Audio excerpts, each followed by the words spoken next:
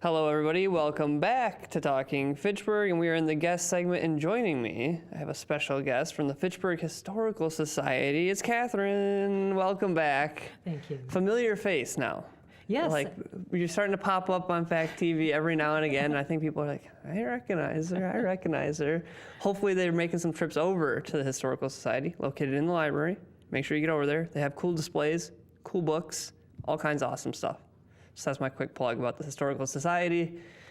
Today, though, we're talking about something a little more specific, and it's, well, our set is perfectly themed for you today. We're talking about holidays, and specifically, well, you're going to attach that to some history for us here in Fitchburg history specifically. So, where do we begin? Where do we kick off the excitement?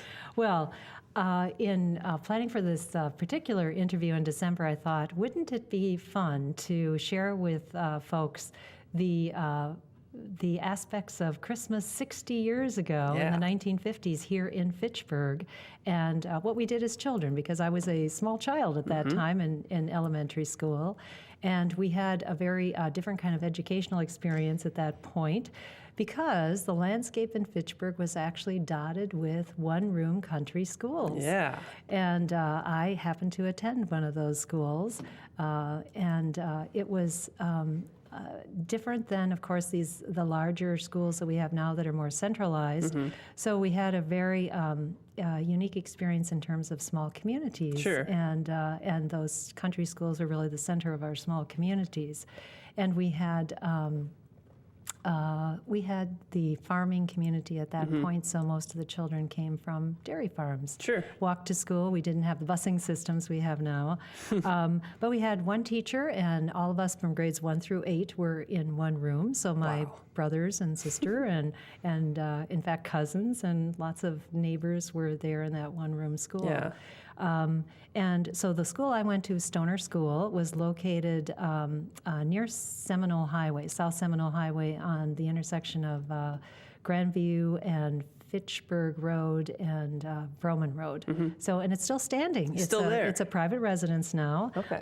Very lovely little white building that I spent 8 years in. So it was a wonderful experience. Imagine. If there's one thing I know about small communities is that they're really into traditions and celebrations. So Exactly. I'm sure it was full of it there. It was, and Christmas time was especially exciting in our one-room schools because we were getting ready for the Christmas program, and it was an event that really brought the community together as well as the students.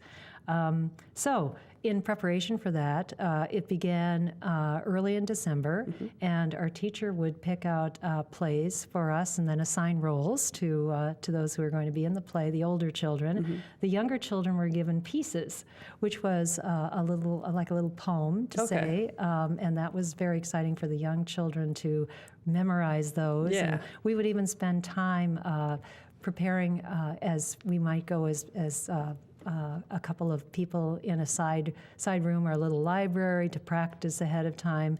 The interesting thing was, and then the music teacher who came once a week, we did have a music teacher, and she would pick out the music and many times hymns also that we would prepare. Sure.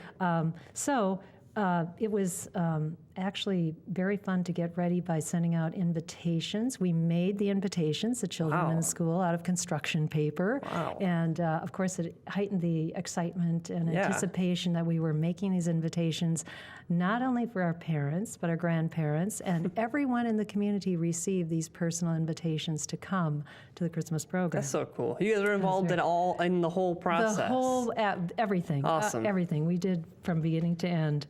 Our rehearsals would start in early December, and we would push the desks aside and get ready for our rehearsals. When we did this every afternoon, instead of our usual science or social studies and so on, our curriculum changed, and we would rehearse for the Christmas program every afternoon. The kids, of course, we just loved this because we got to leave our studies behind for a bit. Right, a little break. A little break, right. And we set up, we had a curtain that we put on a rod across the front of the room that was, of course, stored away for months except to take out for Christmas time. And it was really a prized role to get to be the person who pulled the curtain aside in between acts. So, all that action. All that action, exactly. Yeah. So we had, parents were busy in the meantime doing things behind the scenes that sometimes we didn't realize, especially as we were younger children. They would get together and make popcorn balls, and then they would make bags of candy to give to Santa for his visit at the end of the program. Yeah, crucial. Crucial, absolutely. You have to have Santa come and be with us. And then the Santa Claus suit was, of course, stored away just as the curtain was the rest of the year. And I still don't know where that Santa outfit was kept, at someone's house. And Santa had to be very carefully chosen. Usually someone who's maybe a friend or a relative of some of the parents would be Santa Claus.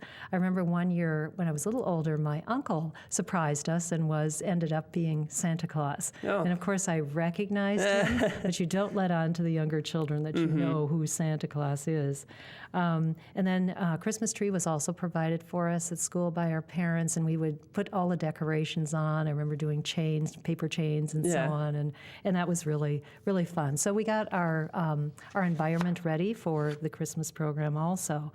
The night of the program, when we were finally done with all our preparations, the night of the program arrived.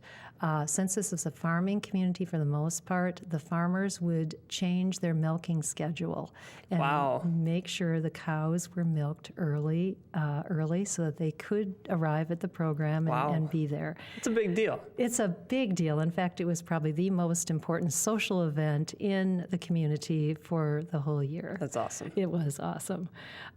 So we would bring up our folding wooden chairs from the basement of the school and get those all set up, put the desks aside, pile them in stacks, and they'd go in every nook and cranny, so we had room for everyone coming from the community.